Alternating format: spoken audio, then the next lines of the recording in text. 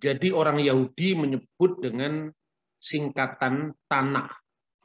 Tanakh itu singkatan dari Torah, yaitu kitab Taurat, yang terdiri dari 5 kitab, mulai dari Sefer Bereshit atau kitab Kejadian, Sefer Elishemot, kitab Keluaran, Sefer Wajikra, kitab Imamat, Sefer Bamidbar, kitab Bilangan, dan Sefer Elehadivarim, kitab Ulangan.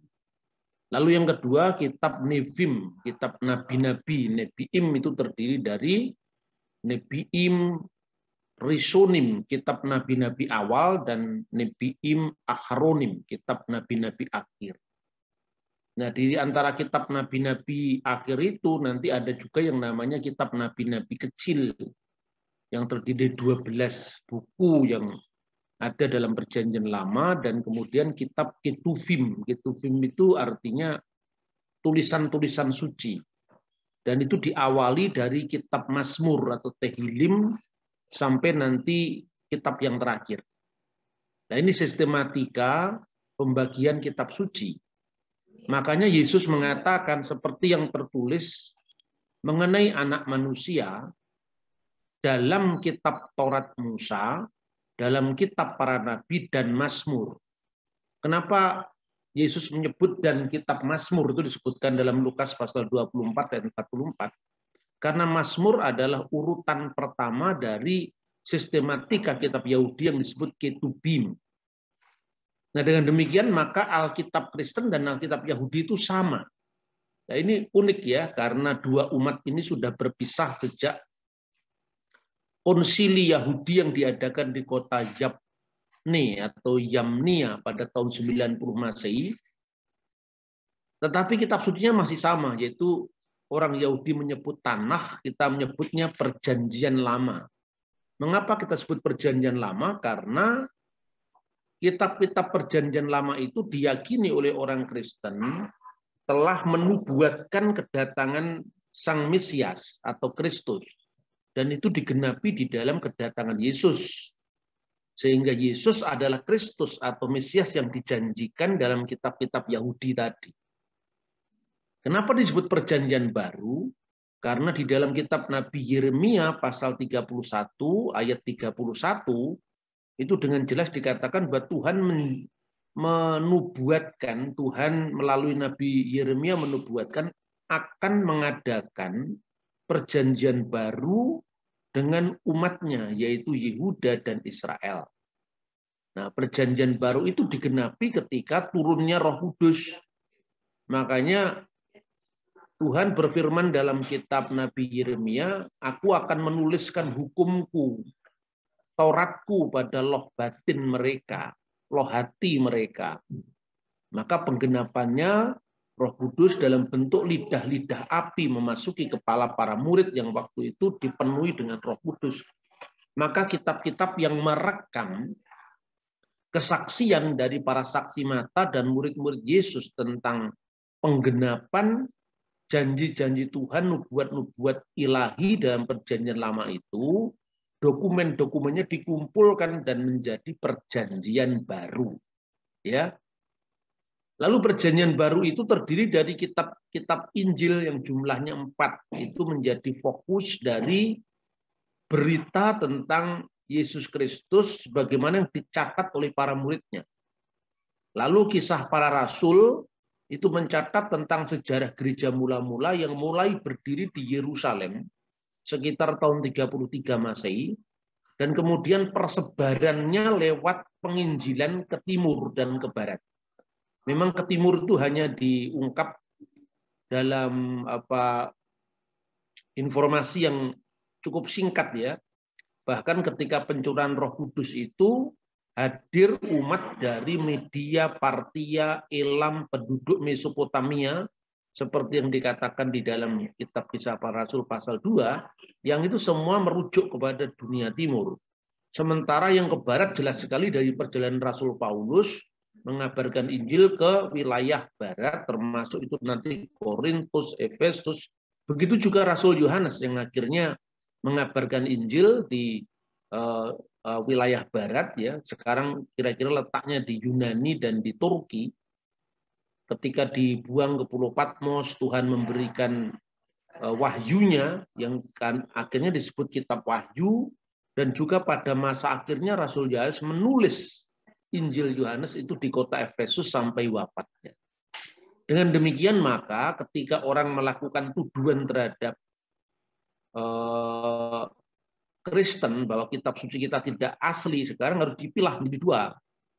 Pertama, Perjanjian Lama. Kalau seandainya orang Kristen memalsukan kitab, maka kitabnya Kristen itu sudah berbeda dengan kitabnya Yahudi. Orang Yahudi yang tidak percaya Tuhan Yesus pun membaca kitab Perjanjian Lama yang sama dengan kitab yang kita ikuti. Tafsirannya yang berbeda. Misalnya orang Yahudi tidak percaya bahwa Yesus itu penggenapan dari Immanuel yang dinubuatkan Nabi Yesaya dalam pasal 7 ayat 14. Terlepas daripada orang Yahudi sampai kini kebanyakan mereka masih menolak Yesus. Tapi nubuat Immanuel tidak pernah hilang dalam Alkitab. Begitu juga ketika orang Yahudi menolak bahwa Yesaya pasal 53 itu menubuatkan tentang kedatangan Sang Mesias yang akan menderita, hambaku yang kuurapi yang menderita itu dengan bilur-bilurnya kita disembuhkan misalnya. Itu ditolak bagi orang Yahudi, hamba Tuhan yang menderita itu kolektif, bukan merujuk kepada sosok Mesias yang seorang, tapi seluruh bangsa Israel itu hamba Tuhan yang menderita. Nah, seandainya orang Yahudi itu memalsukan kitab suci, pasti bunyinya bukan hambaku yang kuurapi, tapi pasti diganti dengan kata ganti jamak ya. Hamba-hambaku yang kuurapi, karena Yesaya 53 itu di dalam pandangan orang Yahudi penggenapannya bukan pada satu orang Yesus, tapi bangsa Israel. Bukan lagi sosok seorang, tapi people atau masyarakat. Nah, ini contoh bahwa Perjanjian Lama kita, Yahudi, Kristen, dan Tanaknya Yahudi itu buku yang sama. Penemuan The Dead Sea Scroll, naskah-naskah Laut Mati, yang sampai sekarang disimpan di Museum Israel, itu menunjukkan bahwa ada misalnya gulungan kitab Nabi Yesaya yang panjangnya sekitar 7 meter 31 cm, lebarnya 31 cm, itu tidak berubah sampai hari ini. Bahkan penemuan Laut Mati itu kalau diuji karbon radio orang aktif berasal antara abad ketiga sebelum Masehi sampai abad pertama Masehi. Jadi artinya sebelum zaman Yesus pun Alkitab itu ditemukan, yaitu Perjanjian Lama seluruhnya, kecuali dalam penemuan Laut Mati itu naskah kitab Ester yang tidak ditemukan, tapi seluruh Perjanjian Lama ditemukan di sana. Jadi artinya tidak mungkinlah orang Yahudi memalsukan kitab atau orang Kristen memalsukan kitab, karena kitabnya sampai sekarang untuk Perjanjian Lama itu sama. Bedanya hanya pada persoalan penafsiran, karena orang Yahudi tidak percaya atau belum percaya bahwa apa yang tertulis itu sudah digenapi dalam Yesus Kristus. Nah, kemudian tantangan yang kedua yang biasanya dihadapi orang Kristen itu, apakah benar Injil itu ditulis oleh saksi-saksi mata? Apa buktinya? Apalagi dengan munculnya pemikiran yang sangat bebas di lingkungan Kristen, biasanya orang menyangkal bahwa Matius yang menulis Injil itu bukan Matius Rasul. Yohanes yang menulis Injil itu bukan Yohanes Rasul, tapi Yohanes lain. Seperti itu. Dan pemikiran seperti ini memuncak kira-kira akhir abad 19 dan awal abad 20. Nah, karena itu kita mau belajar sekarang dari data-data sejarah. Dan ini secara khusus kita mencoba untuk bagaimana menjawab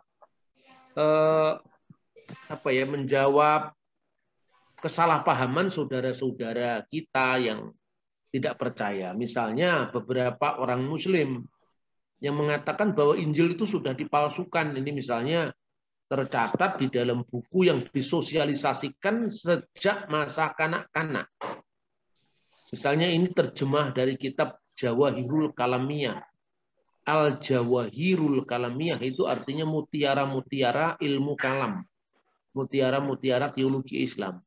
Dan itu diajarkan sejak masih anak-anak SD sebetulnya. Makanya Saudara Muslim itu kan seolah-olah, kebanyakan ya ini tidak semuanya, nggak akan ngomong kebenaran agamanya kalau tidak mengatakan bahwa agama sebelumnya sudah dipalsukan. Karena dengan cara itu, maka klaim bahwa Islam adalah agama terakhir dan Muhammad adalah nabi penutup itu mendapatkan tempat.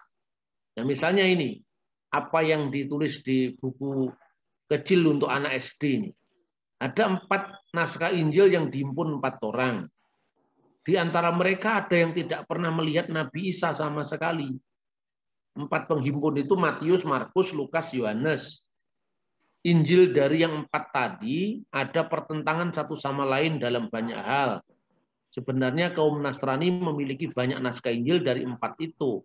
Tapi setelah lebih dari 200 tahun diangkatnya Nabi Isa, mereka sepakat untuk tidak memakai naskah Injil selain 4 tadi untuk menghindari pertentangan satu sama lain di antara naskah-naskah itu.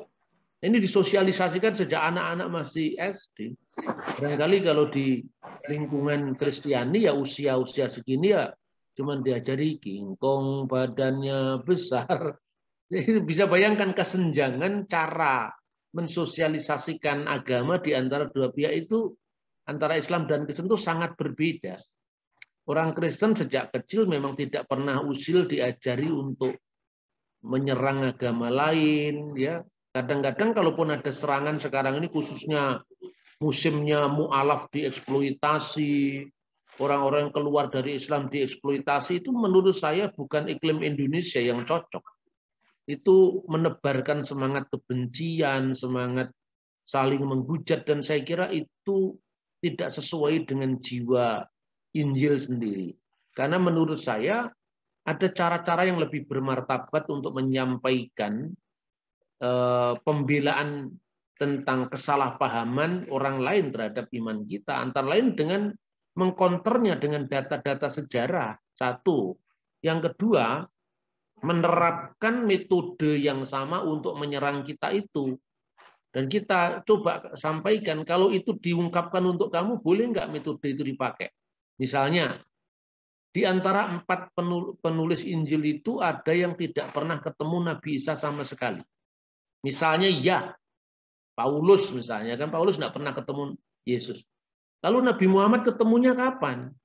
Kenapa yang satu dikritisi, yang lain dilepaskan dari telaah kritis? Kan begitu kan?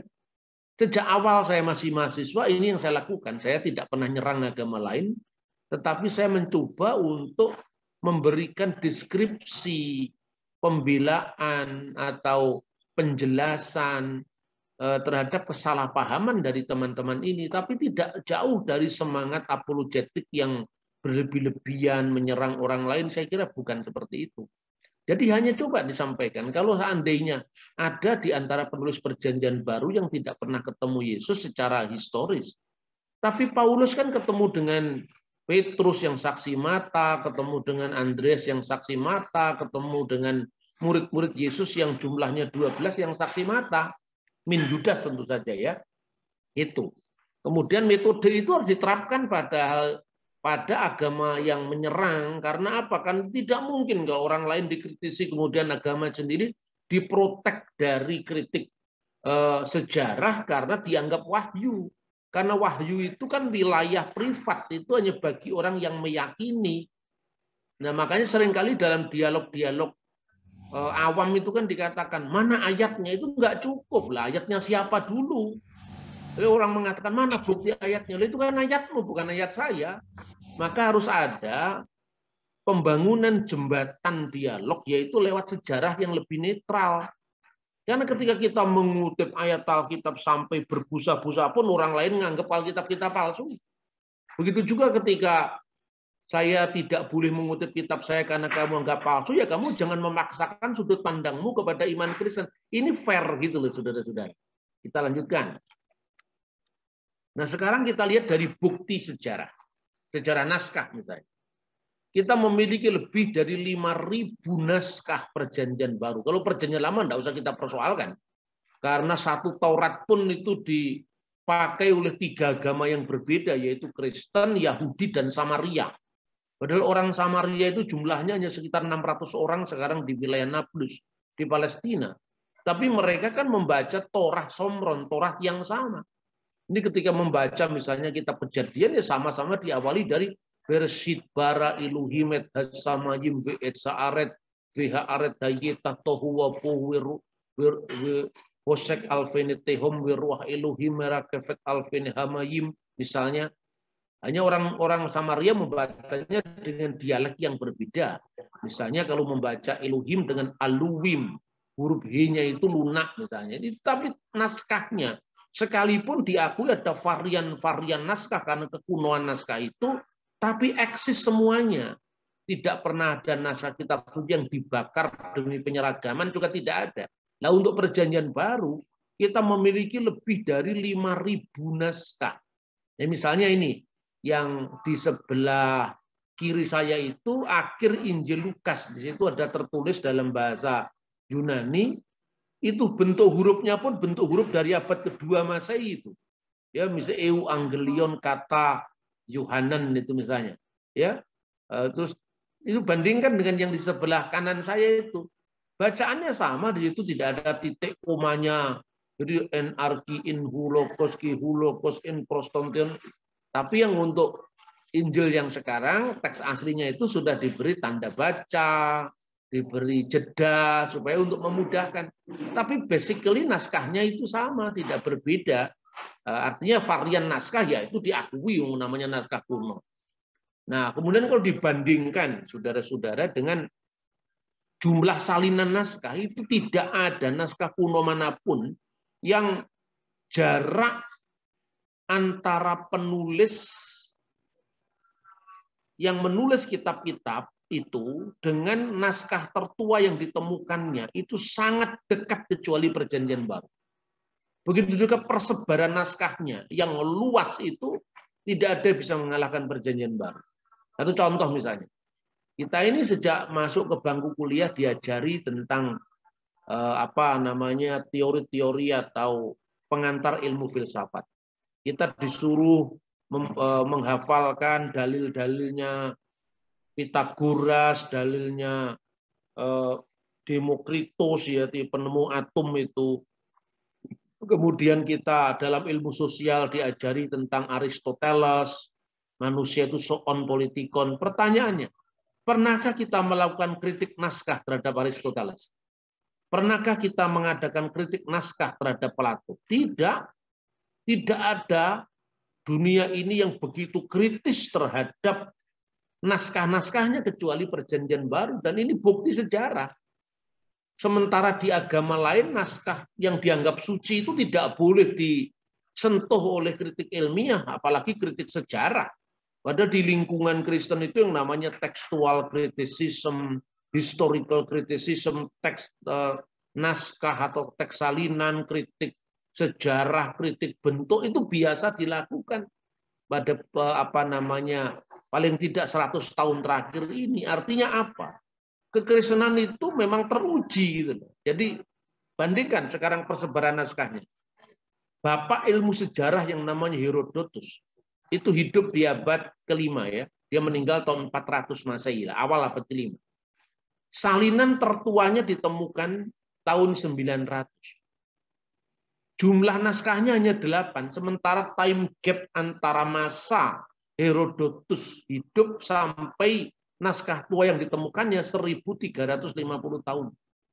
Yang paling banyak hanya tulisannya Homer, Iliad itu 643 naskah.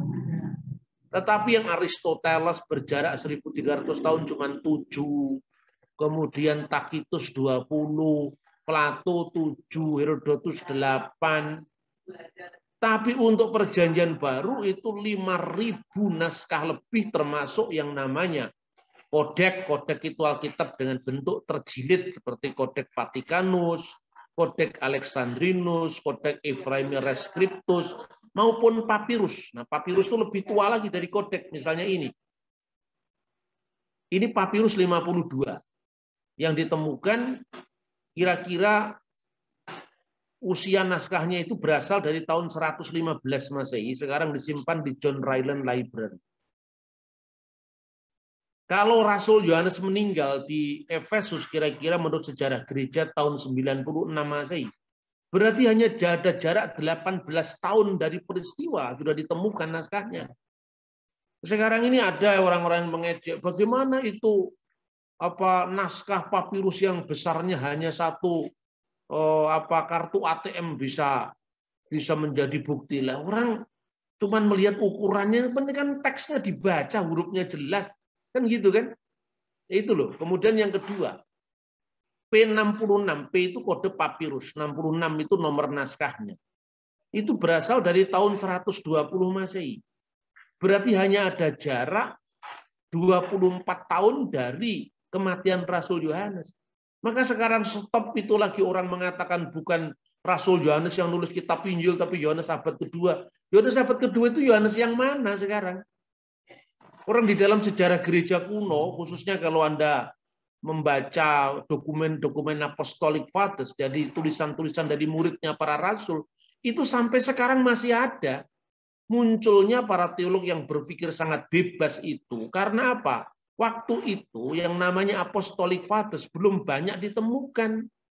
Misalnya Didache yang pernah diteliti oleh Profesor Haskin, diterbitkan BW Gunung Mulia, itu ditemukan di biara Konstantinopel baru tahun 1902. Tapi di gereja-gereja kuno yang mengenal kisah-kisah orang kudus, ya, tulisan-tulisan para muridnya para rasul itu dilestarikan dalam bentuk sinaksarion, dan naskah-naskah mereka itu terpelihara di biara-biara.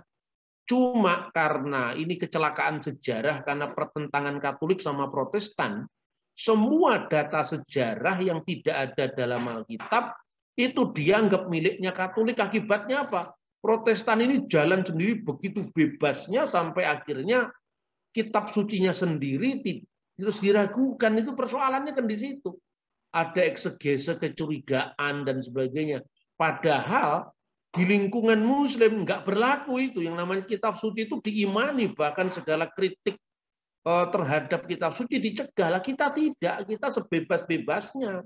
Tapi kebebasan itu mesti bertanggung jawab, jangan seluas-luasnya. Ini bukti-bukti naskah. Nah, kemudian munculnya kodek ini. Kodek ini bentuknya seperti ini. Ini jadi biasanya 3 kolom begini ya. Ini masih bisa dibaca sekarang misalnya ini. Akui Israel, ya, dengarkanlah wahai Israel, kurios huteos mau ke kurios esimon. Itu ketika menulis kurios itu ditulis K dan S, ya. Itu kode, di atasnya dikasih kata titik ini loh. Pada kolom ketiga, baris ketiga dari atas itu jelas sekali, bukti naskahnya ini dari tahun 325. Yang papirus ini tadi tahun 120 dan 111. Lalu yang diragukan yang mana sekarang? Makanya saya selalu mengatakan, kembali kepada sumber primer. Jangan hanya asumsi para teolog barat yang belum tentu benar, tidak cross-check. Sekarang ini apa sih sulitnya mau meng-cross-check Kodeks Vatikanus? Kalau yang dulu Anda harus pergi ke Vatikan untuk melihat itu, sekarang sudah di online kan. Ini seperti yang saya ambil ini kan di edisi online dari Kodeks Vatikanus yang terbit tahun 1890-an itu. Nah, seperti ini saudara-saudara. Kemudian di antara 4 penulis Injil, sekarang kita membatasi dulu 4 Injil ya karena terbatasnya waktu. Matius oke lah, menurut penanggalan tradisional gereja itu ditulis oleh Matius, si pemungut cukai, Lewi misalnya. Oke lah, Yohanes ditulis oleh Yohanes anak Yepedus. Bagaimana dengan Markus? Bagaimana dengan Lukas? Bukankah dia bukan saksi mata? Nah ini. Nah, sumber gereja purba, saya selalu mengutip sumber gereja purba. Saya ini agak skeptis terhadap tulisan-tulisan para teolog masa kini, terus terang saja. Karena saya ini orang sekuler, artinya memang basic keilmuan saya itu kan sebetulnya sejarah ya. Dan saya belajar di Kairo itu lebih banyak saya belajar teologi religionum. Jadi teologi agama-agama. Dan juga bahasa-bahasa Semitik khususnya Arab ya. Maka saya tidak peduli dengan yang namanya aliran gereja, denominasi. Itu bagi saya sudah lewat itu. Saya dengan enjoy ngomong di forum Katolik tentang Salam Maria, saya ngomong di gereja Ortodoks, saya ngomong di gereja Protestan, itu sudah lewat. Itu adalah sisa-sisa keprimitifan gereja yang sudah tidak boleh kita ulangi lagi di era ekumenis seperti ini. Nah, karena itu saya lebih mengutip pada sumber-sumber gereja kuno, misalnya Hippolytus. Hippolytus itu meninggal tahun 235. Bukan sekedar dia hidup abad kedua akhir awal abad ketiga. Tapi Hippolytus itu muridnya Irenaeus. Irenaeus itu muridnya Polikarpus. Polikarpus itu muridnya Yohanes dan Yohanes muridnya Yesus. Mata rantainya itu jelas. Tentu tidak sama dengan teolog abad 20 dari kalangan kita, karena kita bukan saksi mata. Mereka bicara dengan bahasa yang sama. Mereka hidup dari zaman yang lebih dekat. Mereka memiliki kebudayaan yang sama. Tentu ini jauh lebih akurat ketimbang kita mengandalkan asumsi kita di abad 20. Kalau Anda tanya misalnya, apa minumnya Gajah Mada? Kemudian Anda mengatakan Gajah Mada suka minum kopi. Ya, itu salah. Karena kopi baru masuk ke Indonesia masa VOC. Mestinya Anda lebih percaya pada dokumen-dokumen Majapahit zamannya Gajah Mada ketimbang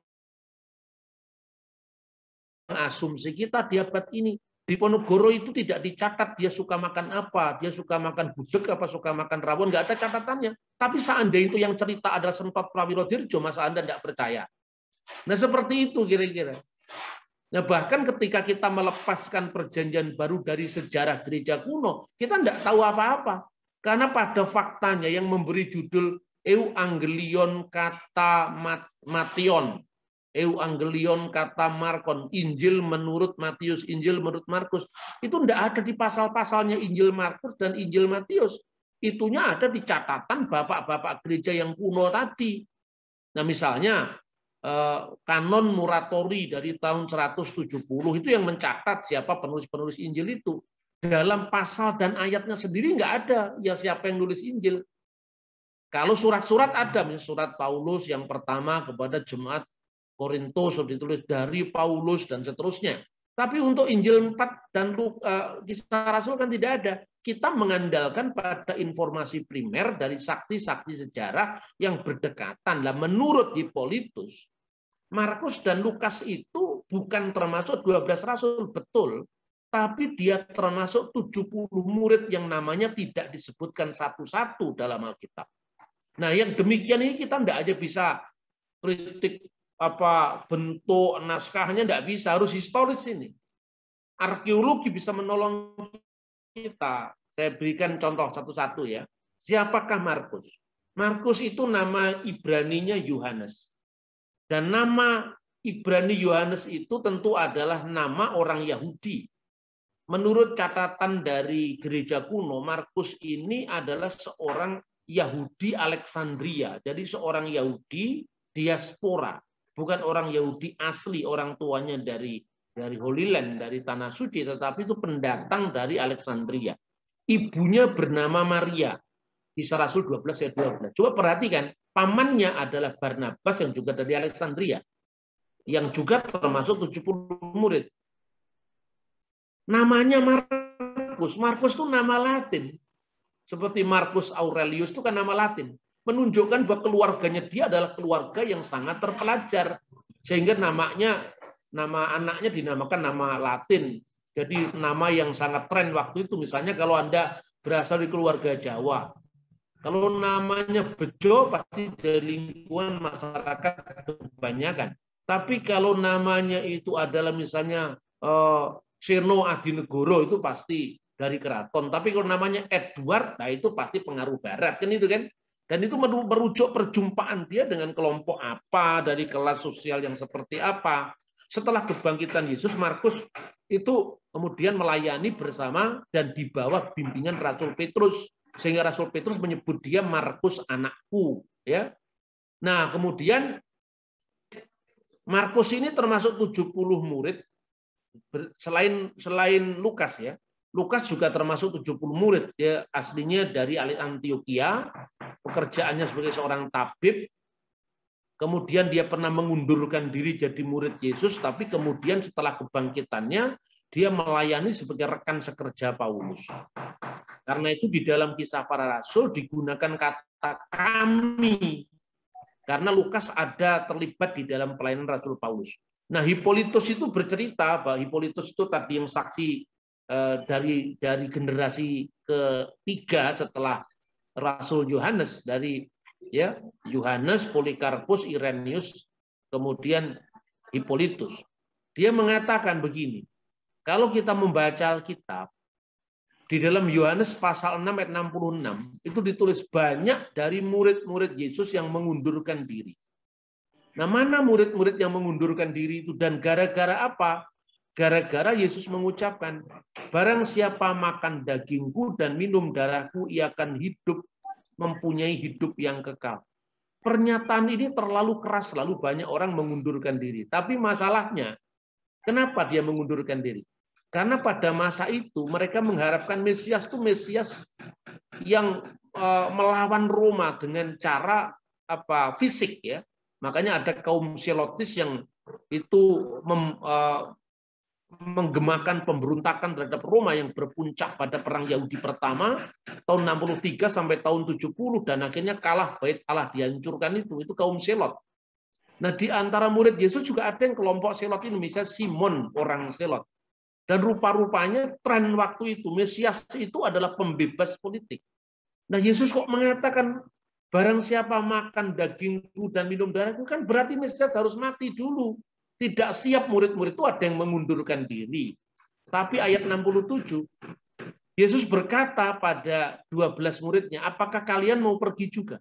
Nah, berarti murid-murid yang mengundurkan diri itu bukan dari bilangan 12 rasul yang utama, tetapi dari murid-murid selain 12 rasul. Itulah 70 murid yang dikisahkan dalam Lukas pasal 10 ayat 1. Kemudian yang kedua, ya, sekarang lebih jauh kita bicara tentang Yohanes Markus. Markus itu lahir di Kirene, Pentapolis, Afrika Utara. Dan dia menurut catatan sejarah kuno wafat syahid di kota yang sama. Kini menjadi namanya kota itu adalah Sahbat di Jabal Akhdar, Libya. Ini catatan dari mana? Catatan dari sejarah gereja. Termasuk yang cerita kalau Injil pertama ditulis Matius, Injil kedua ditulis oleh Markus. Jadi kalau kita menolak catatan sejarah gereja, jangan percaya kalau Injil ditulis Matius, wong itu di pasalnya tidak ada gitu.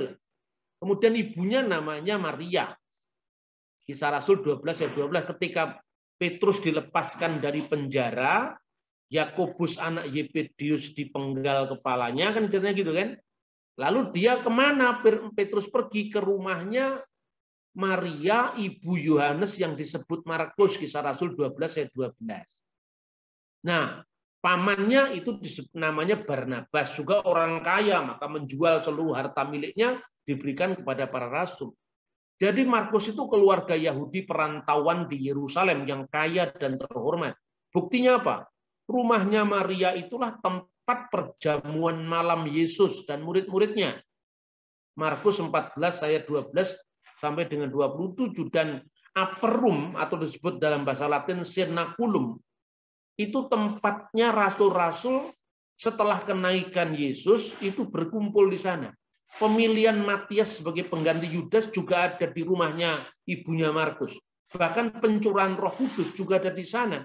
Rumahnya itu menampung 120 orang loteng bertingkat. Di abad pertama orang Yahudi yang punya rumah di tengah kota di Bukit Sion, dan itu orang Yahudi lokal itu tidak mungkin. Yang jelas adalah orang Yahudi pasti dari diaspora, bukan orang Yahudi setempat. Nah, ketika Petrus dibebaskan dari penjara, tadi saya sampaikan, dia juga menuju ke rumah Maria, ibu Yohanes yang disebut Markus. Dia punya pelayan wanita namanya Rode. Untuk abad pertama, bagaimana orang Yahudi biasa punya pelayan, rumahnya di tengah kota, ya, kemudian bertingkat. Itu tidak mungkin kalau dia bukan Yahudi diaspora. Makanya gelar Markus, nama Latin Markus itu menunjukkan keberadaan keluarganya. Pertanyaannya sekarang, cross check antara data sejarah gereja kuno dan asumsi para teolog modern. Mungkinkah Markus tidak mengenal Yesus? Dalam pelayanannya mula-mula dan muncul begitu saja setelah kebangkitan. Padahal rumahnya dibuat kumpul para rasul. Dibuat perjamuan akhir Tuhan Yesus bersama para muridnya. Tidak mungkin lah kalau dia bukan mengenal. Makanya membaca Alkitab itu tidak mungkin lepas dari konteks sejarah. Nah, kemudian siapakah Markus ini?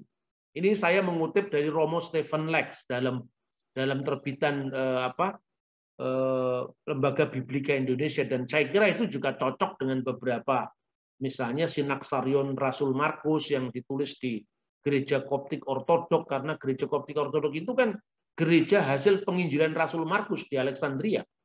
Itu disebutkan siapakah seorang laki-laki yang hadir pada saat Yesus ditangkap dan dia kemudian lari menyelimuti tubuhnya dengan telanjang, kemudian meninggalkan kainnya di situ dalam Markus pasal 15, 51 dan 52. Disitulah sebetulnya Markus memberi sandi asma bahwa seorang anak muda, itu bahasa aslinya meaniskos, yang gimnos, telanjang, itu bukan telanjang bulat, tapi dia memiliki jubah luar dan kemudian baju dalam. Itu hanya orang kaya yang biasanya memakai seperti itu. Ketika dia mengendap-endap, mencari tahu apakah kira-kira orang Roma bisa menangkap Yesus, itu kalau ditafsir secara bebas kira-kira begini. Markus, Lukas itu 70 murid yang pernah menyaksikan sendiri bahwa ketika mereka diutus berdua-dua di dalam Lukas pasal 10, lalu mereka melaporkan hasil pelayanannya, "Guru, setan-setan pun tunduk karena namamu." Lalu Yesus mengatakan, "Aku melihat iblis jatuh dari langit seperti kilat." Itu kejatuhan setan maksudnya. "Tetapi jangan bangga karena kamu mengusir setan atas namaku, karena banggalah karena namamu sudah tercatat di surga." Nah, bayangkan 70 murid ini pernah melihat sendiri setan pun takut kepada nama Yesus. Masa perwira Romawi bisa nangkap dia? Rupanya itu yang dipuji oleh Markus, coba bisa nangkap apa enggak? Ternyata bisa ditangkap beneran. Yesus akhirnya mati beneran dalam konteks penyaliban dan apa yang dikatakan dalam Perjanjian Baru itu. Nah, itu kira-kira.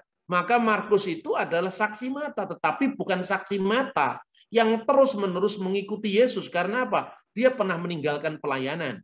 Dan kemudian catatan sejarah gereja menunjukkan kalau ungkapan meaniskos itu biasanya digunakan untuk seorang laki-laki yang umurnya antara 24 sampai 50 tahun. Apabila saat dipanggil menjadi murid Yesus, Markus berusia paling awal misalnya 24 katakanlah. Sedangkan dia mati syahid tahun 68 menurut catatan sejarah gereja. Berarti Markus berusia 92 tahun ketika menerima mahkota kemartirannya di Libya tadi. Jadi itu gambaran-gambaran yang saya kira bisa mendekatkan kita pada fakta sejarah bahwa semua penulis Injil itu adalah saksi mata. Tetapi ada saksi mata yang semula dan saksi mata yang tidak selalu mengikuti perjalanan pelayanan Yesus. Nah, Markus ini menyertai pelayanan dan itu tidak saya sebutkan, yang nanti bisa dibaca sendiri di PowerPoint, karena ini sejarah kehidupan dan pelayanan Rasul Markus sampai dia kemudian meninggal dalam pelayanan. Kemudian Markus ini menjadi penerjemah dari Petrus. Terbukti karena dia memang orang terpelajar, keluarganya juga keluarga yang terpandang, namanya pun nama Latin, dan dia digambarkan menguasai banyak bahasa. Maka kemudian Markus itu menyertai pelayanan Petrus di Roma. Nah, kemudian yang dikatakan Markus, salam kepada Markus anakku, itu di Babel, itu menunjukkan bahwa Babel yang disebut itu adalah Roma, karena Babel waktu itu sudah tidak ada kan, yang ada Roma sebetulnya. Nah, menurut Papias, siapakah Papias? Papias itu muridnya Yohanes. Kita mengenal bukunya yang namanya Fragment of Papias, dilestarikan oleh banyak penulis gereja purba. Menurut Papias, Papias murid Yohanes, ketika menulis Injilnya, Markus mengingat apa yang dikatakan Petrus karena ia sendiri tidak langsung mengikut Yesus. Tidak langsung mengikut Yesus ini tidak berarti dia tidak pernah menjadi muridnya. tetapi dia bukan termasuk 12 murid, tapi termasuk 70 murid, seperti yang diungkapkan oleh Hippolytus tadi. Kemudian, sekarang Lukas. Bagaimana Lukas? Lukas memberikan sandi asma juga. Perhatikan. Tidak ada penulis Injil lain kecuali Lukas yang menceritakan tentang 2 murid yang berjalan ke Emmaus. Satu murid itu namanya Kleopas. Satu murid nggak disebutkan namanya, karena itu Lukas sendiri menurut catatan bapak-bapak gereja kuno. Dia disebutkan namanya kan. Berarti ada murid-murid lain yang selain 12, kan ada yang namanya Kleopas, itu jelas disebut murid oleh Injil Lukas kan. Kemudian apa yang diceritakan ketika 2 orang itu menuju ke Emmaus, tiba-tiba Yesus datang di tengah-tengah percakapan mereka. Dan apakah yang kamu percakapan sementara kamu berjalan? Yesus mengatakan seperti itu. Apakah kamu satu-satunya orang asing di negeri ini sehingga kamu tidak mendengar berita hebat itu, berita heboh itu, bahwa kami dulu mengikut seorang Yesus Kristus. Kami berharap dia datang untuk membebaskan bangsa Israel. Tetapi ternyata Yesus itu disalibkan. Namun beberapa wanita di kalangan kami memberikan berita bahwa ternyata dia bangkit kembali. Dia sampai tidak tahu kalau yang diajak bicara itu adalah Yesus sendiri. Nah, ketika murid itu sampai di di tempat tujuan di Emmaus, kemudian hari sudah mulai gelap. Lalu dia berkata kepada Yesus, "Hari sudah gelap, apakah kamu tidak mampir saja masuk ke dalam?" Maka ada nyanyian itu loh, tinggal sertaku, kawan yang kudus, telah hampir malam, jangan jalan terus. Itu kan mengenang kisah ini sebetulnya. Kemudian ketika dia duduk dan memecah-mecahkan roti, baru di situ 2 murid tapi sadar bahwa itu adalah Yesus. Tapi begitu mereka sadar, Yesus sudah tidak ada di kalangan mereka, sudah menghilang, pergi. Nah, itu bukti bahwa sebenarnya Lukas sendiri adalah saksi mata. Lalu bagaimana dengan beberapa teks ya yang kemudian ditafsirkan bahwa Lukas bukan saksi mata? Misalnya Lukas pasal 1 ayat 2. Itu disebutkan berita yang diterus sampaikan itu katos paredosan. Paredosan itu berita yang diterus sampaikan. Himin kepada kita, oi oleh mereka, dari arkes yang sejak semula auto petai adalah saksi mata. Auto itu melihat sendiri, petai itu mata. Maka optik ya itu adalah tempatnya orang memproduksi kacamata kan itu kan, auto petai adalah saksi mata. Jadi di sini Lukas bukan saksi mata yang semula, bukan arkes auto petai. Dia bukan saksi mata semula, artinya bukan termasuk 12 murid, tetapi dia juga termasuk pengikut meskipun dia tidak selalu menyertai pelayanan Yesus. Nah, perhatikan, bandingkan sekarang. Ketika Yudas Iskariot mau digantikan, syaratnya apa yang diajukan para rasul itu? Syarat pengganti Yudas diajukan oleh Petrus. Seorang yang dari mereka senantiasa datang berkumpul dengan kami selama Tuhan Yesus bersama-sama dengan kami, yaitu mulai dari baptisan Yohanes sampai Yesus terangkat ke surga, meninggalkan kami untuk menjadi saksi dengan kami tentang kebangkitan. Berarti di sini Matias adalah saksi mata. Matias yang namanya muncul tiba-tiba di dalam Kisah Rasul saja bisa dibuktikan saksi mata. Apalagi Markus yang rumahnya dibuat perjamuan malam sama Yesus. Kan logikanya seperti itu. Tapi kalau kita membaca teks secara sepotong-sepotong, dilepaskan dari konteks patrologi, sejarah bapak-bapak gereja mula-mula, maka hasilnya akan sangat berbeda. Nah ini saudara-saudara, kemudian berdasarkan pemahaman bahwa Injil itu secara historis bisa dibuktikan dari saksi mata, lalu dengan mudah kita menolak yang namanya Injil rahasia seperti Injil Yudas, Injil Thomas, Injil Maria Magdalena itu bukan Injil. Saya menyebutnya dengan nada guyonan itu yang namanya Injil Thomas, Injil Yudas itu the Gospel of Gumbale Mukio itu. Itu tidak punya nilai sejarah, jadi jangan dikaburkan dengan naskah-naskah yang sejarah historis jelas memiliki kesinambungan dari para rasul. Tapi perhatikan akal-akalan para bidat awal sejarah gereja untuk membuktikan bahwa mereka itu harus didengar, itu caranya bagaimana? Ya ngomong itu ajaran rahasia. Coba bandingkan. Ya, ini The Gospel of Judas yang pernah ramai beberapa saat lalu ya. Inilah rahasia wahyu yang dikatakan oleh Yesus dalam percakapannya dengan Yudas seminggu sebelum kematiannya. Kenapa harus rahasia? Karena tidak bisa cek and recheck dari data sejarah. Dan hal yang sama juga ditulis di dalam Injil Thomas. Inilah Injil Thomas yang ditulis oleh Thomas kembaran Kristus secara rahasia. Yang lain tidak dikasih tahu, makanya jangan cross check Injil Thomas dari sejarahnya, karena apa? Itu rahasia kok. Diilhamkan langsung, diwahyukan langsung, maka jangan nanya. Nah, bapak-bapak gereja mula-mula membuktikan keakuratan Injil dibandingkan dengan tulisan-tulisan bidat itu seperti ini. Contohnya melawan para bidat yang ditulis oleh Irenaeus dari Lyon. Irenaeus itu muridnya Polikarpus, Polikarpus itu muridnya Yohanes. Jadi ini cucu rohaninya Yohanes yang nulis ini. Jadi tentu dia mengenal Yohanes dari gurunya Polikarpus. Dia mengatakan, kami dapat memberikan daftar dari mereka yang diangkat sebagai uskup oleh rasul-rasul, begitu pula mereka yang menggantikannya hingga zaman ini.